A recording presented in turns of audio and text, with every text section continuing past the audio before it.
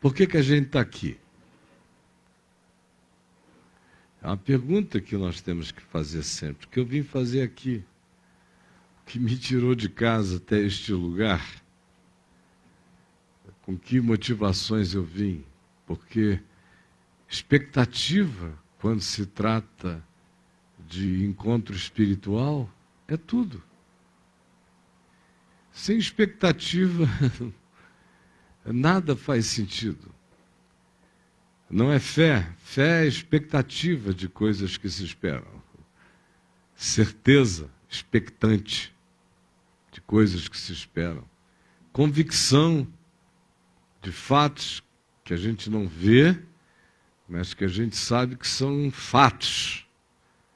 São realidades, são subjetividades mais densas do que as coisas concretas que a gente apalpa.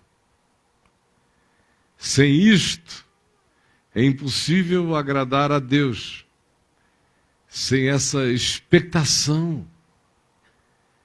Você dizer, vou encontrar os irmãos e cultuar coletivamente em espírito e em verdade, e invocar junto com outros o nome de Deus, sem carregar nenhuma expectação de glória, de graça, de luz, de discernimento, de entendimento, de compreensão, é como trazer um grupo de defuntos para diante de um falador.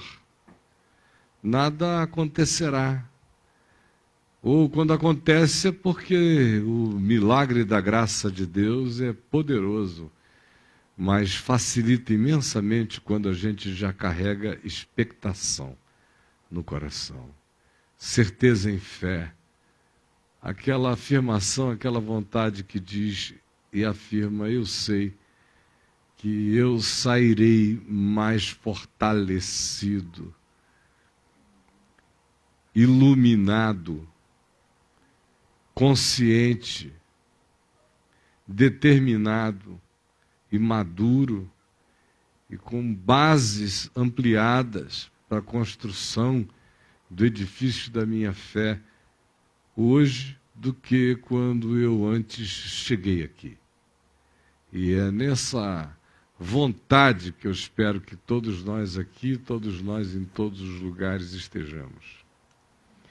Hoje, apesar de eu estar aproximadamente, agora está fazendo 8 dias, 9 dias, sem fazer papo de graça, sem pregar, porque não tivemos reunião no domingo passado, essas coisas todas. Eu sou absolutamente coerente na minha alma com o que o Evangelho diz que é, porque o Evangelho nos diz que é dando que se recebe. Então, quanto mais eu descanse, menos eu tenho para dar. É estranho para alguns de vocês, para mim não, porque eu me alimento do ato de dar. Então, se eu dou todo dia, eu tenho muito mais todo dia do que quando eu fico muito tempo sem pensar em dar, porque eu também não sou um profissional do dar. Eu não fico não dando imaginando como darei. Eu descanso. De modo que hoje, para mim, como todo dia, depois de você passar afastado do ato de dar, de oferecer assim a palavra num fluxo mais intenso, como é o meu caso diariamente, eu não voltei descansado. Eu voltei foi dizendo, Senhor, e o que eu tenho hoje para oferecer ao teu povo? E o problema não são conteúdos, porque gravar o exclusivo, eu gravei direto, gravei muito para frente. E é outra história, é uma outra viagem, é uma outra coisa, é uma outra relação. De modo que eu fiz essa pergunta e fiz desde cedo. E foi só um pouco antes de vir para cá que, no meio de tantas possibilidades, o meu coração, enfim, ficou tocado por uma realidade espiritual. Eu também não tenho nenhum prazer em compartilhar informações. Informações não me faltam. Eu só gosto de compartilhar calores, beijinhos do Espírito Santo no meu coração é o que eu gosto de dar para os outros. O que me fez bem à alma é o que eu sempre peço a Deus que seja o que eu venha a oferecer. É o pão nosso de cada dia que o Senhor nos dá hoje. Então, eu quero que os que trouxeram ou possuem Bíblias aqui com a gente ou em qualquer lugar, abram no Evangelho de João, em 2 textos imensamente conhecidos por todos nós, que estão aqui no capítulo 5. E eu vou ler a partir do verso 24, que diz assim, João 5, a partir do verso 24. Em verdade vos digo, quem ouve a minha palavra, disse Jesus, quem ouve a minha palavra e crê que eu não estou aqui por vontade própria, nem sou inventor de uma filosofia, nem descobri algo por revelação pessoal. Isso é o que significa e crer naquele que me enviou, ou seja, quem ouve a minha palavra e sabe que o que eu digo não é fruto de ilação, elucubração, produção humana, mas é a expressão do extrato da palavra de Deus, da essência de Deus, da vontade de Deus. Esse que me sente assim, me percebe assim, me acolhe assim, com essa profundidade, com essa consciência, esse tem a vida eterna. Esse que olha e diz, Deus está me ensinando. Deus está aqui entre nós, Emmanuel. Deus mostrou a cara. É isso que Jesus está dizendo. Quem olha para mim e diz, quem vê a ti vê o Pai, quem olha para mim e diz, tu e o Pai é um, quem olha para mim e diz, tudo que dizes é o que o Pai te fala, e tudo que tu falas resulta exclusivamente naquilo que tu ouves da parte do Pai, e eu acolho a ti e a tua palavra como quem acolhe Deus, e me disponho a viver pela tua palavra, dando-te razão todos os dias, como quem se submete e me submetendo a Deus e obedecendo o teu mandamento, que não é uma quantidade de normas de nenhuma natureza, mas se reduz a um único apelo e desafio de que amemo-nos uns aos outros como temos sido amados. Eu me submeto. Cada encontro, cada relação, cada volta, cada perdão, cada compreensão, ainda que eu distante, cada acolhimento de graça, ainda que já não seja mais possível caminharmos juntos, mas ele ou ela andam no seu caminho, mas por mim abençoados e com meu coração pacificado. Quem quer que vai fazendo esses aplicativos do Evangelho todo dia na vida, por amor a mim, dizendo, aprendi de ti porque é a palavra do teu Pai, e a palavra do meu Pai, esse tem a vida eterna. Significando dizer que a vida eterna é uma qualidade de vida, não é uma extensão de vida. Extensão de vida é imortalidade. É coisa de Drácula, de zumbi. Não de cristão. Cristão não quer imortalidade, não cultua a imortalidade, não tem medo da morte. Cristão crê em vida eterna. Vida eterna acontece com morte, sem morte, porque a morte mata o corpo, não mata a vida eterna.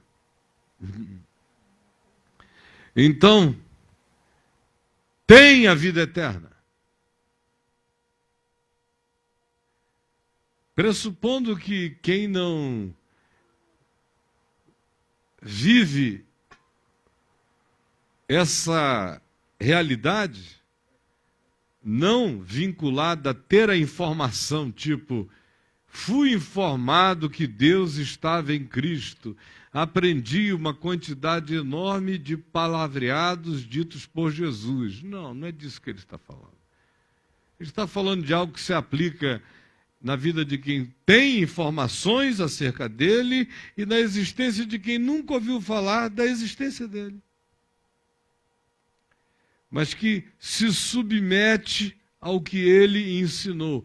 O que ele ensinou é isto: que vos ameis uns aos outros, assim como fostes e tendes sido amados, e perdoeis uns aos outros, assim como tendes sido perdoados. E o que quereis que os homens vos façam, fazei vós antes primeiro a eles. Quem quer em qualquer lugar da terra que assim viva, o conheceu sem saber seu nome, o provou sem saber que o tinha comido. E é alimentado por ele, ainda que não saiba disto. Esses são os muitos que virão do norte, do sul, do oriente, do ocidente e tomarão lugar à mesa no reino de Deus, enquanto muitos que possuíam a informação e que se sentiam filhos do reino ficarão de fora. É o que Jesus diz.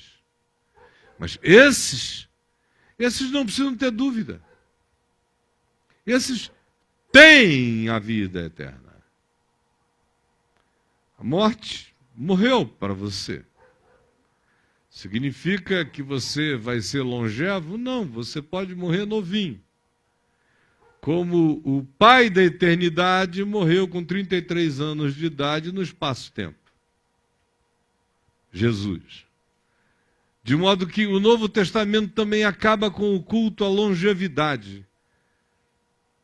A nova aliança não é a aliança da longevidade, nem da imortalidade, é da vida eterna. Vida eterna. Isso não é conversa de dia de funeral, não, gente. Olha aqui para mim, é para gente jovem. Uma coisa é você ser jovem com vida eterna, outra coisa é você ser jovem sem vida eterna. É uma bagaça. Ser jovem com vida eterna já é difícil, imagina sem vida eterna. E velho? Velho com vida eterna já tem tantas dificuldades, velho sem vida eterna é uma infelicidade indescritível. Pessoas com vida eterna gemem, frequentemente aflitas diante das opressões que sofrem. Imagina aqueles que gemem sozinhos, sem a alegria, nem a consolação da vida eterna no coração. Portanto, ele diz: quem ouve a minha palavra e sabe a origem eterna, divina dela, e que se submetem a ela, têm a vida eterna. Esses não entram em juízo. Não entram em juízo, não passam por nenhum juízo final. O juízo final aconteceu na cruz para esses. O juízo final aconteceu na cruz, está tudo pago, está tudo resolvido. Se a cruz de fato consumou todas as coisas, o juízo final acabou para todo aquele que crê. A menos que a cruz não tenha resolvido. E exista um certo sadismo da parte divina, de querer, ao final, dizer, olha, eu te perdoei, mas deixa eu lembrar do quê, hein? Não entra em juízo. O mundo acabou, o lago de fogo acabou, o juízo final acabou, tudo acabou. Eu estou esperando um monte de coisas que virão, como a Nova Jerusalém, mas eu estou já para além dela, num certo sentido. Eu herdarei aquilo em relação ao que eu já passei pela fé. Estou em Cristo para além disso, assentado em lugares celestiais em Cristo Jesus. É bobagem? Não entra em juízo. Olha que segurança. Tem a vida eterna, não entra em juízo. Vira um cínico? Não. Vira um ser humano cheio de uma gratidão que o converte todo dia um pouco mais. Passou da morte para a vida. Passou, é passado. Não é passará, já era. Tudo que te preocupa já acabou, meu irmão. Na realidade é isso. A nossa doença é essa. A gente sofre o que já não é. A gente chora o que já morreu. E a gente se desespera pelo que pereceu. Simplesmente porque a gente não experimenta, não vive a vida eterna. Por isso a gente vive sob juízo. E por isso a gente vive acossado na contagem regressiva do medo e da fobia da morte. Por isso, a vida eterna não qualifica a nossa existência. A gente não vive com a qualidade dos seres que já estão para além do juízo, que já passaram da morte para a vida, que são herdeiros de todas as coisas, embora existam ainda neste corpo de morte, na experiência da relatividade do espaço-tempo, com todas as suas dores, envelhecimentos, desgastes, cansaços, morosidades, esperas, com tudo aquilo que nos salva por uma glória maior. Tudo isso que ainda é pesaroso, pesado, é o que nos salva para uma glória maior. E é o que nos educa na vida eterna enquanto a gente existe no espaço-tempo. Você vai ter que viver a vida eterna no meio da relatividade. Viver a vida eterna no meio de contrariedades, viver a vida eterna no meio de desapontamentos, viver a vida eterna no meio de acossamentos, no meio de fraquezas, mas tem a vida eterna. Já passou. Não entra em juízo. Oh, que poder! Onde é que vocês acham que Paulo se inspirou para dizer quem nos separará do amor de Cristo? Será a morte, será isso, será aquilo? É aqui. É no Senhor. São nessas afirmações. Já passou, tem. Já passou, tem. Já passou da morte para a vida, tem. Tem a vida eterna. Quem crê vai viver esse poder. Quem não crê jamais vai provar esse poder. E esse poder é para hoje. Começa aqui. Aí ele prossegue. Em verdade vos digo que vem a hora, olha aqui, estão ouvindo? Prestem atenção. Em verdade vos digo que vem a hora, e já chegou. Quando ele disse já chegou, está aqui entre nós, nos dias dele. Historicamente falando, há 2000 anos atrás. Mas já chegou e já tinha chegado e continuará chegando, sempre que a mesma realidade acontecer, sempre que pessoas reconhecerem que ele é a palavra, que ele é o evangelho, que o evangelho é ele, ou que reconhecerem o evangelho como amor, perdão, graça, misericórdia e paz, ainda que não tenham tido a informação acerca dele, informação histórica do Jesus histórico. Então ele diz: em verdade, eu vos digo que vem a hora e já chegou. Na linguagem teológica se chama isso aqui de escatologia realizada. Ou seja, é quando o que seria concernente às últimas coisas já é afirmada como reais e presentes. É o já, embora ainda não, na sua planificação absoluta.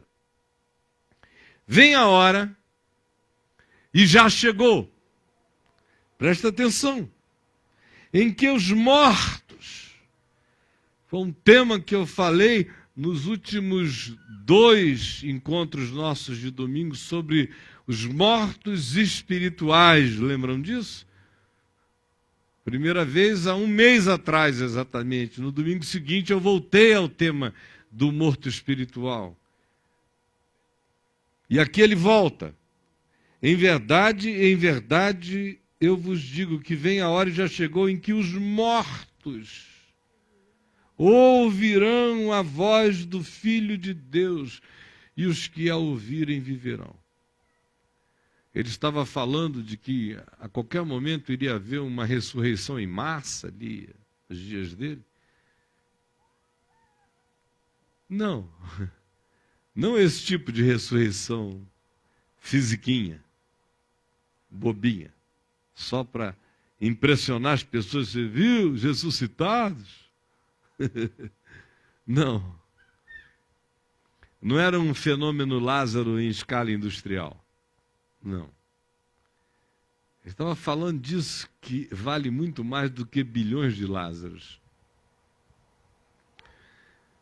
É de gente morta que ouve a voz. Gente morta que ouve a voz.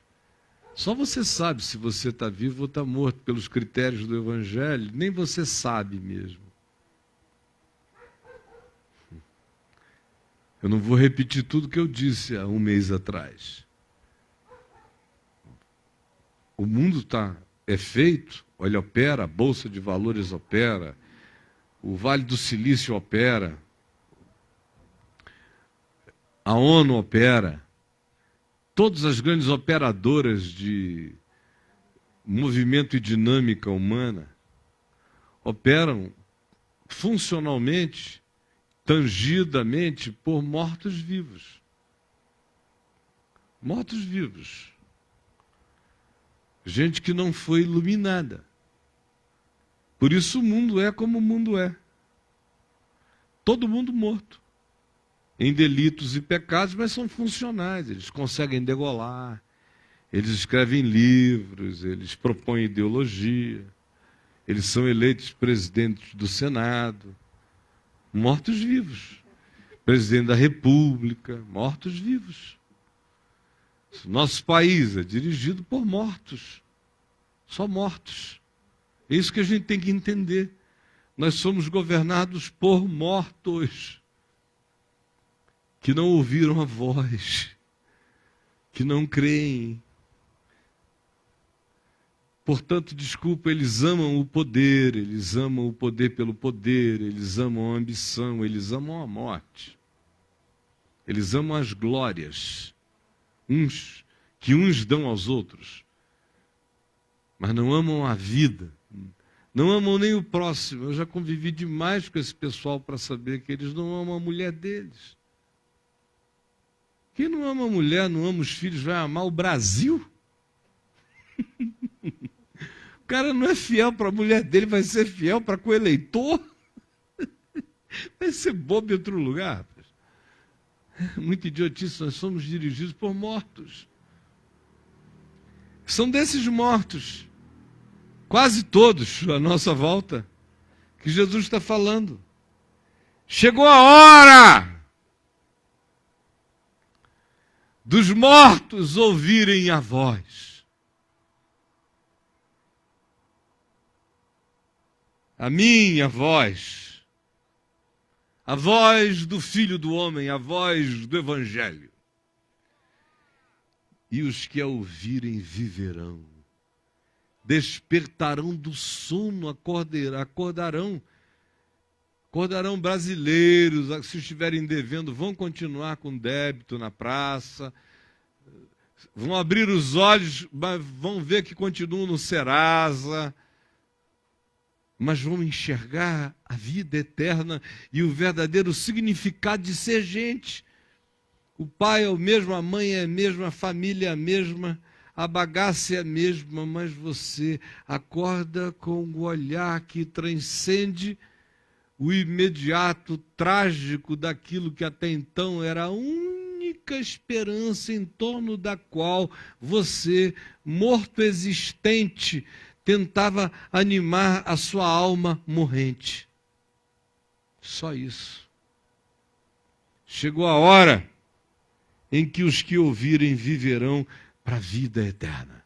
Vão ser qualificados com a qualidade disto. Não terão mais medo, não entram em juízo, já passaram da morte para a vida. Aí o segundo texto aqui mesmo, que eu quero que você leia, está mais adiante no verso 44. Quando aparentemente uma coisa não tem nada a ver com outra, e tudo aqui está conectado, não é? Isso é uma arbitrariedade minha, saltada ali para cá, mas vocês vão entender. Aqui ele prossegue para o mesmo público, mesmo lugar, mesma conversa, mesma continuidade de fala. Prova disso está aqui, ele acabou no verso 25 de falar dessa ressurreição subjetiva. E no verso 28 ele fala da ressurreição objetiva, dizendo: chegará também a hora em que todos os que se acham nos túmulos ouvirão a voz do Filho do Homem e sairão. Isso sim, é escatológico no espaço-tempo. Não aconteceu. Agora, esse outro tem que acontecer hoje. Mortos têm que ouvir sua voz aqui e agora. E o verso 44 nos responde à pergunta que, se eu fosse você, já teria me feito há muito tempo. Sinceramente, a pergunta é o seguinte: escuta, mas como é que isso acontece em mim? Jesus deu ênfase absoluta numa única mola, numa única catapulta na direção dessa experiência. E se restringe a palavra crer. Fé. Fé. Como ele diz aqui: em verdade vos digo, o que ouve e crê. Ouve e crê. Ouve e crê. Não tem mistério, vocês viram? Por isso é tão chocante. Ninguém é convidado para debaixo de uma árvore para a gente meditar 3 anos e buscar a iluminação. Nem fazer jejuns, nem adotar disciplinas, nem aprender certas mecânicas de controle mental ou de autoindução. Nada disso. Ouve e crê. Ouve e crê. Ouve e crê. Crê. Crê. Esse tem. Ouve, crê, esse tem. Esse já passou. Esse tem vida eterna. Ouve, crê. Deu um salto que nenhuma psicanálise ou psicologia conseguem propor lucidamente para ninguém, porque lhes soa como loucura. Mas se ouve e crê, já passou. Tudo aquilo que você gasta em sessões e sessões e sessões tentando exumar o passado, aqui se diz: ouve, crê e já passou. Toma posse pela fé da vida eterna, não é da bagaça da minha mãe, da opressão do meu pai, do ódio dos meus parentes, nem da traição do meu marido. Não, já passou. Tem que ter esse aspecto de que isso tudo foi. E eu sou requalificado. É uma outra expressão para dizer, você nasce de novo. É uma outra expressão para dizer, pois se alguém está em Cristo, é uma nova criação. As coisas antigas já passaram, eis que tudo se fez novo. Já passou da morte para a vida. É tudo a mesma coisa. São sinônimos da mesma verdade. Agora, crer, ouve e crer. Aí você diz, bom, então legal. Moleza, né? Moleza, né? Você acha? Fácil seria dizer, ouve e tenta obedecer exteriormente. Aí é muito mais fácil. Qualquer androidização produz um bicho desse. Mas ouve e crer demanda uma vontade, uma volição, uma entrega, uma determinação mental de dar razão por inteiro a Ele. O que é mais difícil do que tudo. Dar razão a Deus. Porque foi a isso que Jesus vinculou você ganhar a qualidade de um ser habitado pela vida eterna. Quem ouve a minha palavra e crê naquele que me enviou, crê nesse alinhamento, acolhe essa palavra como vida, chão, sentido absoluto, esse tem a vida eterna. Não entra em juízo, já passou da morte para a vida. E esses que ouvem a minha voz e a acolhem com fé, saem das suas tumbas interiores. Saem. Todavia, a pergunta é, o que significa esse crer mesmo para nós? No que ele implica? E é aqui que o verso 44 nos elucida por inteiro quando diz, como podeis crer? Vocês estão vendo? Como podeis crer? Vós, os que aceitais glória uns dos outros, e contudo não procurais a glória que vem do Deus único. Meu Deus, eu acho isso de um poder extraordinário e de uma radicalidade chocante. Porque faz a pergunta sobre o que significa crer para você. E ao mesmo tempo diz, como é que você acha que vai conciliar o que você chama de fé com todas as barganhas que você tenta fazer com as ilusões gloriosas da presente existência? Em outras palavras, ele também diz, você não conseguirá jamais crer por inteiro, portanto não tomará nunca posse por inteiro, não provará jamais por completo nada do que você diz de confessar, enquanto para você o crer for uma tentativa de fazer todas as conciliações do seu capricho de barganha de glória uns com os outros. A gente barganha glória o dia inteiro, minha gente. A nossa existência é um barganhar de glórias. Você você diz que eu sou gostosa e eu digo que você é potente. Você diz que eu sou linda e eu digo que você é o homem fascinante. Mesmo sem nenhum acordo, é assim que o mundo funciona. Se não fosse assim, a internet acabava agora, assim, ó. Se não fosse troca de glória, tu me curtes, eu te curto, nós nos curtimos. É tudo assim. O que você acha que é Wall Street? Glória uns dos outros, é cada um dizendo, bom, eu vou ganhar dinheiro porque o fulano também ganhou, eu vou mostrar que o meu é maior. Aí cada um bota o seu na mesa de manhã. Para no fim do dia, quem terminou com o seu maior, quem é que encolheu, quem perdeu. É tudo assim, glória uns dos outros. Aí quem perdeu diz, poxa, você fez o lance legal. Aí o cara diz, amanhã eu vou aumentar. Aí quem perdeu diz, amanhã eu vou ganhar dele. E eles vão trocando glórias. É uma troca de glórias. Vão aceitando glórias uns dos outros. O tempo todo. É troca de glória em todo lugar. Tu me glorias, eu te glorio.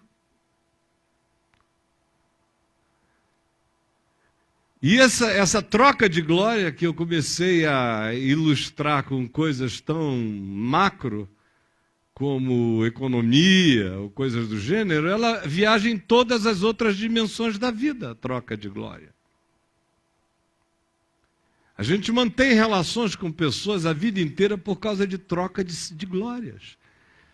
São pessoas que nos fazem sentirmos-nos bem, a quem nós fazemos sentirem-se bem. Não necessariamente por tudo que sinceramente a gente pense um do outro, mas sinceramente apenas pelo que falsamente a gente diz para o outro, porque a gente já sabe que o outro gosta daquilo. Quantos casamentos são mantidos assim a vida inteira? Relações com os pais é troca de glória. Até que um dia o bicho pega. Mas vão arranjar uma outra glória, ainda que seja a glória de quem desgraçou mais a vida de quem para trocar alguma coisa. É troca, é barganha o tempo todo. Aí você vê quem não tem a vida eterna, e eu estou te falando, não é imortalidade, vocês não esqueçam do que vida eterna significa na minha boca. É a qualidade da vida de Deus. Hoje, já agora, tem a vida eterna. É disso que eu estou falando. Quem não tem essa qualidade da esperança de Deus, da vida de Deus, do consolo de Deus, que anda sozinho com o seu vazio, precisa desesperadamente de glória uns dos outros. Porque imagina o que é não ter a qualidade da vida de Deus alentando o teu ser, afirmando o teu ser, validando o teu ser, significando a tua existência, dando testemunho no íntimo de que você é filho de Deus, você tem a vida eterna, no sentido de que você teve o descortínio dessa glória eterna e a preferiu acima de tudo. E antes de tudo, você percebeu que é dela que a sua existência pode encontrar o sentido para ser no espaço-tempo e eternamente. Isso traz um poder extraordinário, uma perseverança, uma coragem, uma rigidez, uma força para enfrentar tudo. Como Paulo diz, faz de você mais do que vencedor. Mesmo sem pai, sem mãe, doente, ameaçado, com fome, com jejum, com nudez, com espada, com perigo, sendo oferecido à morte todo dia, ou como ovelha para o matadouro. Ele diz, quem tem essa qualidade no coração, quem sabe da sua inseparabilidade do amor de Deus, esse é mais do que vencedor por meio daquele que o amou. Vejam como tudo habita um nível de subjetividade, de uma riqueza, que só quem possui discerne, e só quem deu, que é Deus, sabe o volume dela em nós.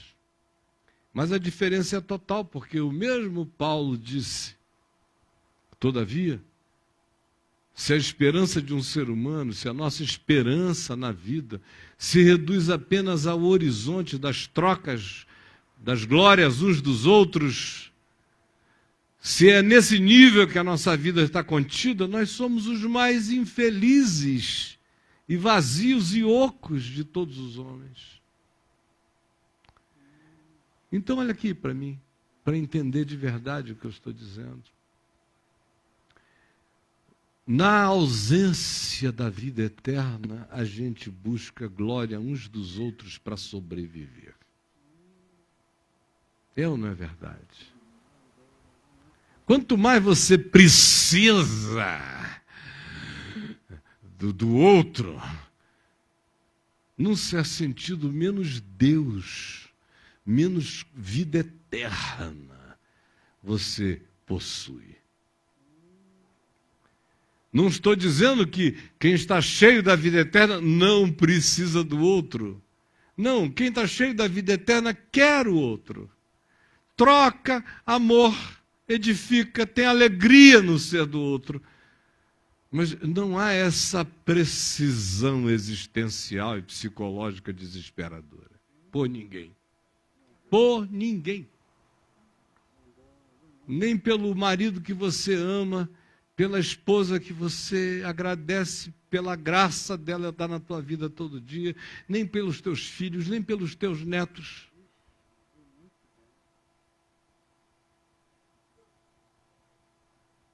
Tem algo maior.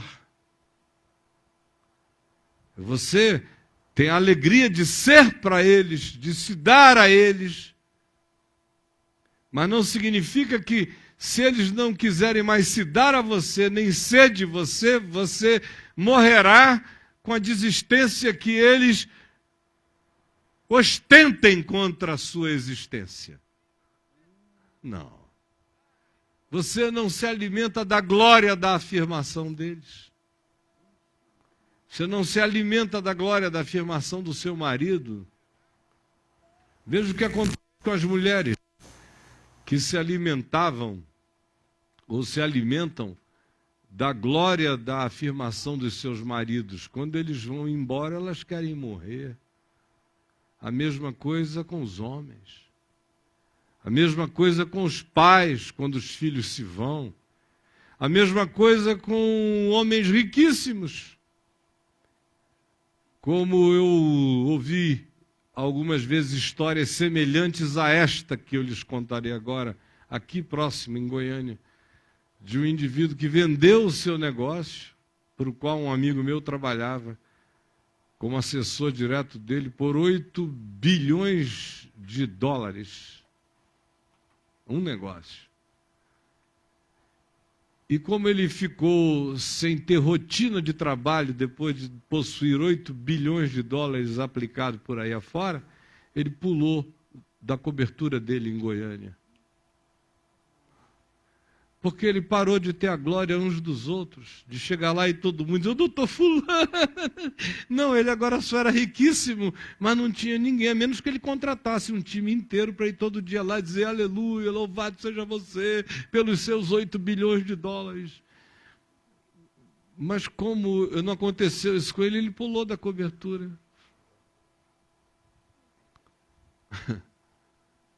Porque a maioria de nós vive da glória uns dos outros. Quando você vê essa pessoa precisando desesperadamente da glória do outro, por exemplo, no nível da afirmação afetiva, ou da afirmação sexual, você pode dar outro nome e dizer, não, eu só estou carente, precisando de chamego, de umas entradas e saídas, de um trabalho de bandeirante em mim. Entradas e saídas. É só o que eu estou precisando, mas pronto. Que nada, você está precisando de glória, aquilo é glória. Tua alma quer aquela glória. Napoleão queria uma coroa. Tem gente que só quer que alguém chegue e diga, gostosa. Foi coroada. Você olha e saiu na glória. Está em estado de glória. Aí sai o cara ali e pega 4. Volta para os amigos assim. Coroado. Fecha um negócio, ganha uma grana e todo mundo, poxa vida, cara, você é o meu orgulho, tu é o cara. Aí tira isso dele.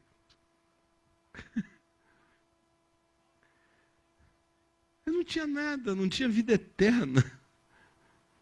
Só tinha glória uns dos outros.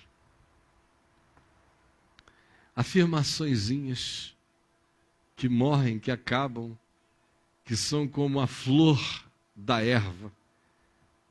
De dia, de manhã nasce gloriosa, à tarde murcha e seca. Porque tudo passa rapidamente, nós voamos, e as nossas glórias trocadas são apenas fantasias de fantasmas glorificando fantasmas, de mortos glorificando mortos, de vazios plenificando vazios com o vento do coisa alguma. Aí no fim, meu Deus, quando a existência começa, pega daqui, pega dali, pega daqui, filho vai embora, dinheiro acaba, o homem não está com a gente, a mulher disse que, em razão da barriga, ela prefere trocar-nos, da nossa, é claro, não da dela. Ou qualquer coisa do gênero, quando as nossas glórias vão morrendo, e a gente tem menos glória para se agarrar, vai ficando esse buraco aí, sem vida eterna. Imagina essa buraqueira que é ser gente assim. Existir assim é uma miséria. Aí vem Jesus e diz, olha, aquele que crê em mim, que ouve a minha palavra, que sabe que a palavra não é uma invenção, é o caminho da vida do Criador, e acolhe isso para praticar com amor, recebe pela fé, porque ouve e crê, recebe a vida eterna, fica grávido de uma plenitude eterna. Esse já não vive mais do passado, nem de ecos do passado, nem de assombrações. Passou da morte, da assombração, da culpa para a vida.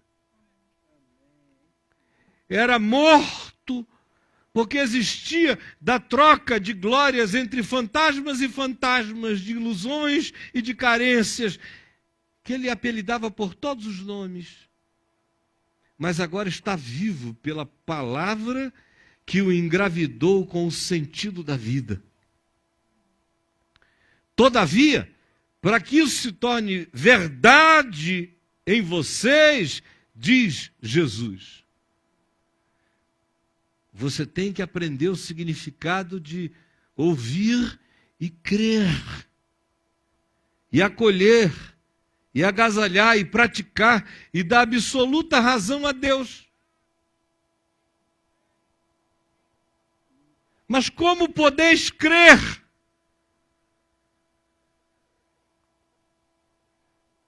Se vocês querem conciliar a fé no Evangelho com essa troca de glórias, como é que vocês vão receber? Porque ou é ou não é, ou é pega ou é larga de vez. Ou é vida eterna ou não são 50 tons de quase morte. É vida eterna. Tem a vida eterna, não tem 50 tons de vida. Como podeis crer? Se para tomar posse disso tendes que crer, como podeis crer, vós, os que viveis do engano da troca de coroas? Que vivem o tempo todo dessa fantasia. Você já levou em consideração o fato de que a tua existência, 99% dela acontece em função de troca de glórias? Você se maqueia para troca de glórias, a gente se veste para troca de glórias, a gente quer ficar com a melhor nota para troca de glórias, a gente quer botar grana no bolso por troca de glória, a gente quer que a Vem Ver TV tenha uma grande audiência por troca de glórias. Meu Deus, se o coração não for vigilante, até quando você convida pessoas a crerem no Evangelho, é um subterfúgio diabólico para a troca de glórias. tudo pode virar qualquer coisa. Então, como podeis crer, vós, os que existis em função de troca de glórias? Vós que buscais afirmações, significados relativos, vós que procurais a quantificação de amigos, de proximidades, de carinhos, de coroas fraternas, ou de fidelidades que digam a você sobre a sua absoluta especialidade no mundo. Frequentemente, até quando todo mundo é ruim com a gente fica se sentindo mal. Veja como a gente nem nota que o pecado foi de quem foi ruim com a gente. Mas é a gente que fica se sentindo mal, porque os maus não foram bons com a gente. Eu toda hora vejo e me apanho numa arapucazinha dessa, digo, peraí, isso não tem nada a ver comigo, não. Por que eu estou triste? Pelo fato de que, tendo feito o que devia ter feito, não recebi a reciprocidade adequada. Isso é um problema deles, eu não estava trocando glória. No Evangelho, esse é um princípio tão radical, minha gente, que Jesus disse: quando você for dar a sua oferta, não saiba à sua direita o que fez à sua esquerda, que é para você não trocar glória nem com você mesmo. Porque se eu entrar no mecanismo de barganha de glórias, a fé não vai crescer em mim. Não podeis crer, vós os que recebeis glórias uns dos outros. Não vai dar para crer. Ou ela habita um ambiente de solitude absoluta, onde eu ouço e creio, isso é ouvir e crer. É dar essa exclusividade total, não fazer mais barganha entre o que eu sei, que me veio a mim como palavra absoluta da vida, do amor de Deus para mim. Não terei mais dúvidas e não buscarei mais nenhum dia de conciliação entre ter isto e também viver na troca de glórias.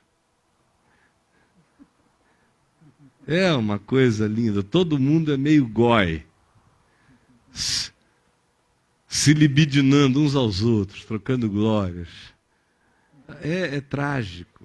Se a gente se enxergasse espiritualmente, é assim que a gente é.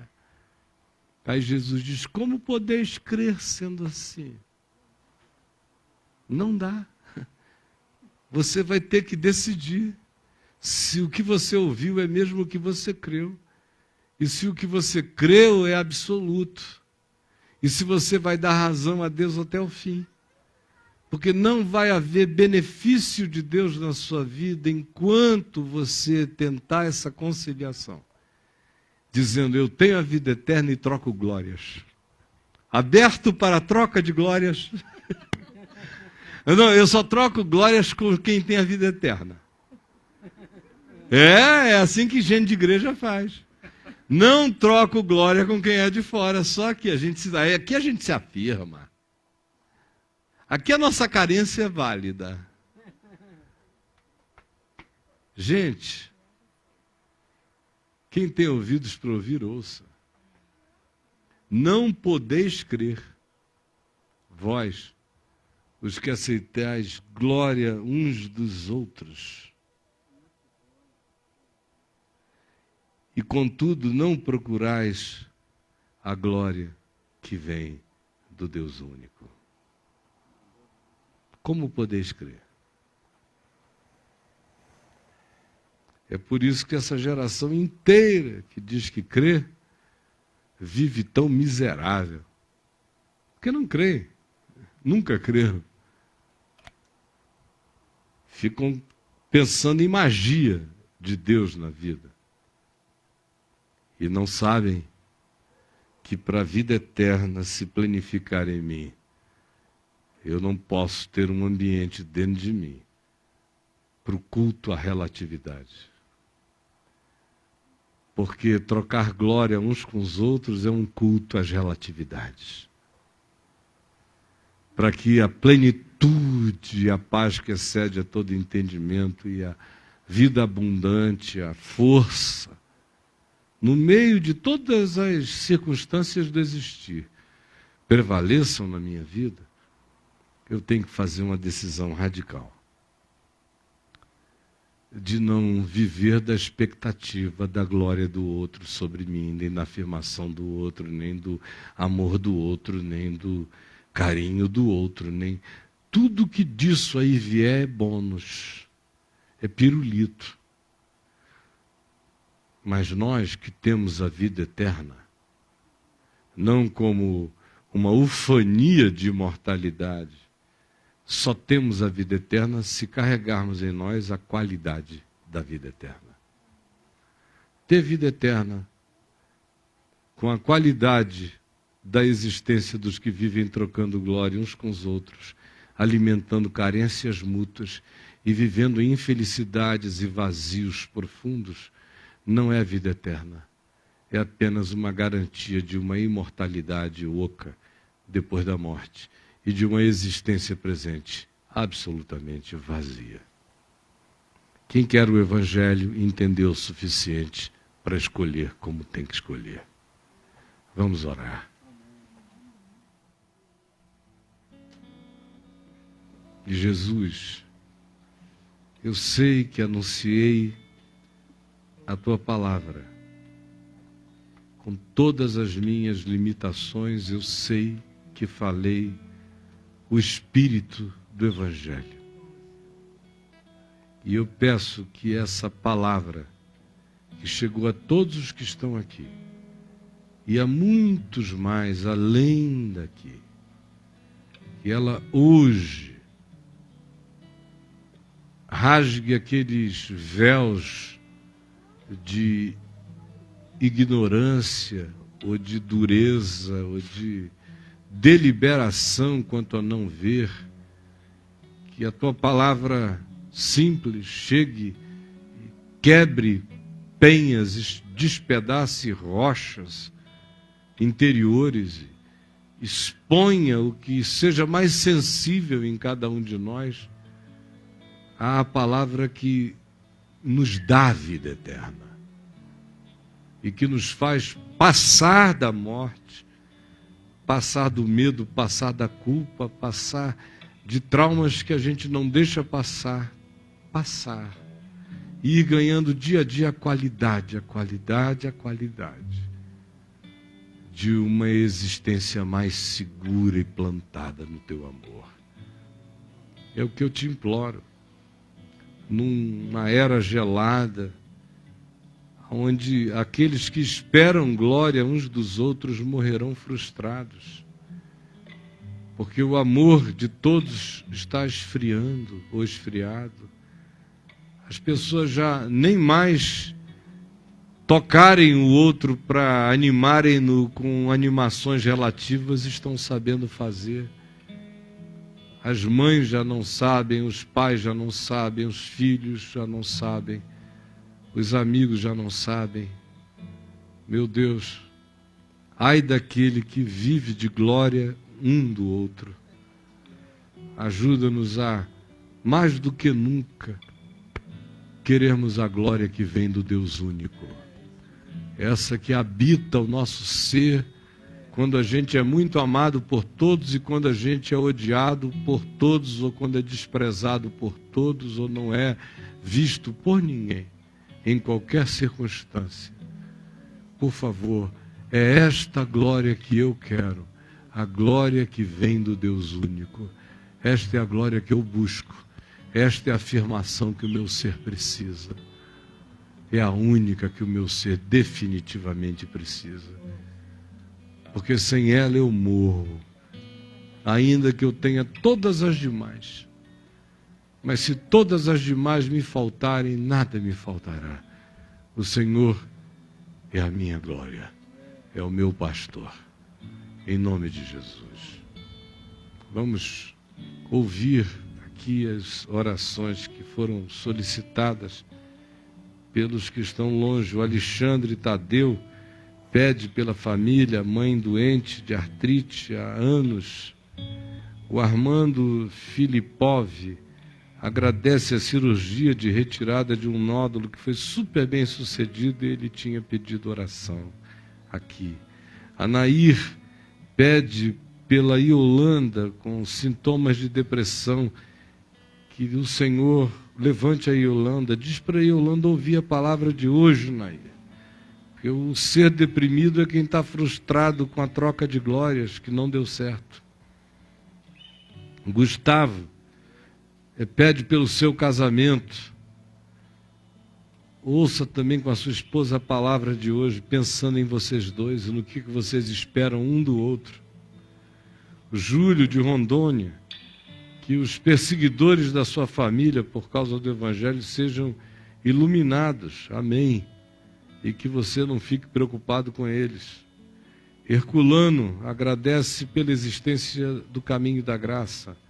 João Flávio pede por toda a sua família. A Miranda pede oração, pois está com síndrome do pânico. Miranda, teu chão é o Senhor.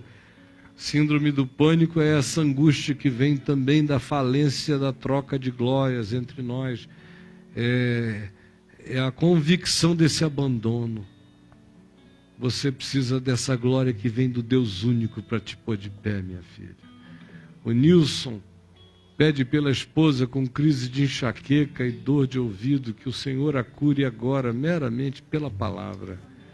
A Claudete pede pela irmã com síndrome do pânico e fortes episódios de taquicardia, que o Senhor te visite, Claudete, a irmã da Claudete. O João Paulo agradece pela paz espiritual que vem experimentando e está experimentando no dia de hoje. Meu querido, se você tem a vida eterna, isso vai ficar no teu coração, não é uma circunstância nem uma contingência passageira. Sérgio Lopes, de Manaus, sente-se edificado e agradece a Deus pela palavra. Luiz vive dilema quanto a voltar para o Brasil, ele mora nos States. Fica na paz, irmãos, você está tranquilo aí, fica aí. Mas não se angustia não, viu? Tem um monte de gente que diz assim, ó, quer trocar de lugar, vem para cá, a minha casa eu vou para aí, porque liga para Dilma que para ela te dar um conselho. Liga pro Joaquim Levy. Ele vai dizer, ó, nos próximos 2 anos fica por aí, meu filho, volta depois, quem sabe. Estou brincando, você faz o que seja a paz no seu coração. O Hélio de Freitas pede oração para dores que sente no peito. Fará exames em breve.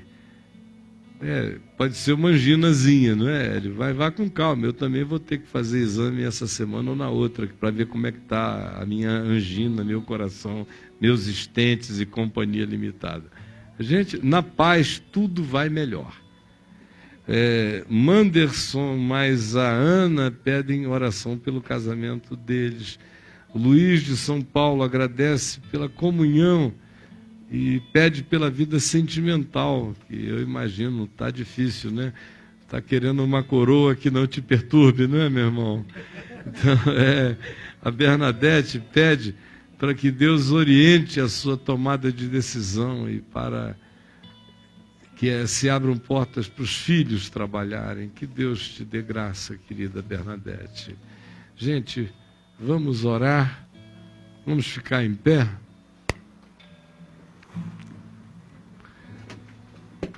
E olha aqui, vamos juntos, peguemos nas mãos uns dos outros, todos nós, estamos todos aqui, que coisa boa. Eu aqui, pena que não tem imagem de vocês lá, mas eu sei que vocês me veem bem grandão, quem está para lá, né? Eu devo ficar enorme ali naquele telão. Vamos orar.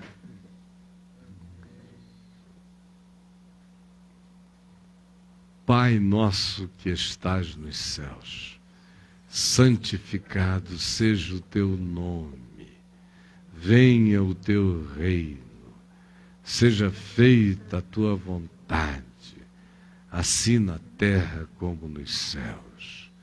O pão nosso de cada dia nos dá hoje. Perdoa as nossas dívidas, assim como nós perdoamos os nossos devedores. E não nos deixes cair em tentação, mas livra-nos do mal, pois teu é o reino, o poder e a glória para sempre. E que o amor de Deus, o poder, a consolação, a luz, a paz, o fruto, o amor no Espírito Santo, e que a alegria de buscar a glória que vem do Deus único e a afirmação que já veio em Cristo, porque Deus já provou o seu amor para conosco, pelo fato de Cristo Jesus ter morrido por nós, ter morrido por mim, sendo eu alienado dele. Por isso, eu quero ser amado por todos os que saudavelmente possam me amar. E quero amar a todos os que eu consiga e possa amar, e eu posso amar a todos os que não me amam. Eu só não posso viver sem a glória do Deus vivo, sem essa fé, sem essa convicção deste amor eterno, que me gravou nas palmas das suas mãos para sempre. É daí que vem a minha segurança, aí está a minha fé, aí está o meu tesouro. Vamos cantar juntos.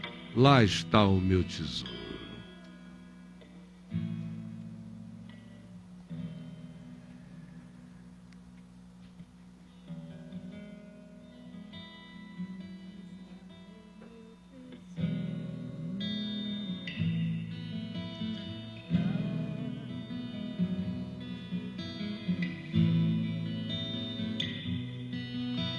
De todos cantaremos juntos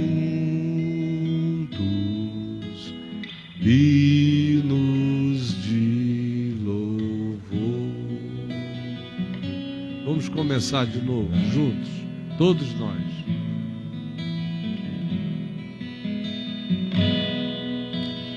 Lá está o meu tesouro, lá onde não há choro,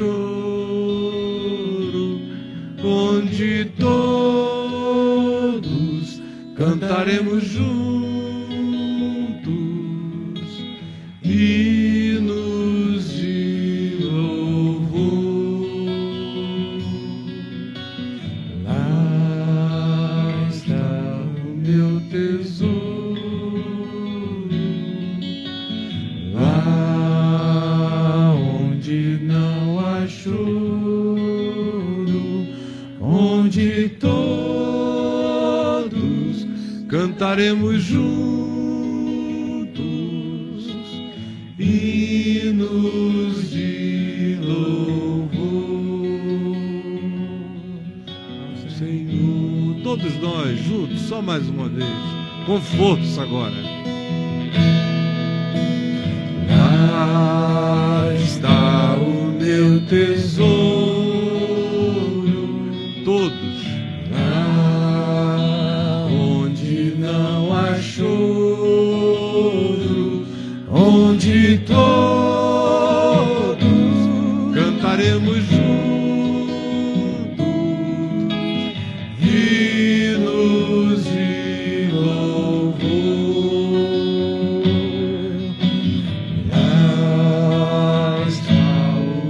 Tesouro,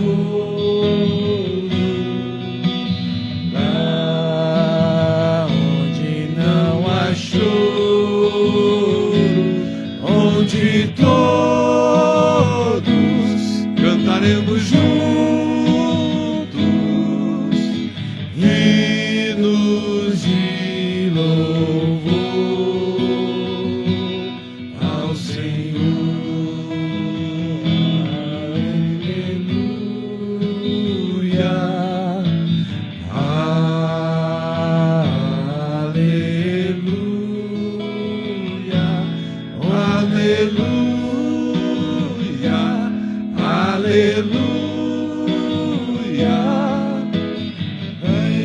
reinos de louvor